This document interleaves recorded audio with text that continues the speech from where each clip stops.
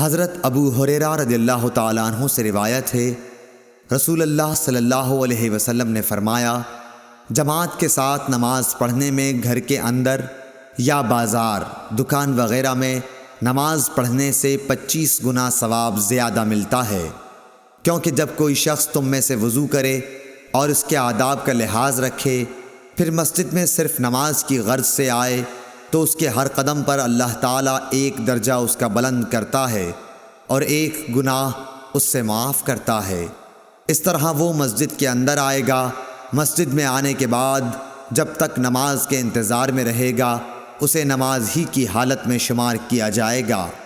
اور جب تک اس جگہ بیٹھا رہے جہاں اس نے نماز پڑھی ہے تو فرشتے اس کے لیے رحمت خداوندی کی دعائیں کرتے ہیں کہ اے اللہ اس کو بخش دے، اے اللہ اس پر رحم کر، جب تک کہ ریح خارج کر کے وہ فرشتوں کو تکلیف نہ دے۔ صحیح بخاری حدیث نمبر 477۔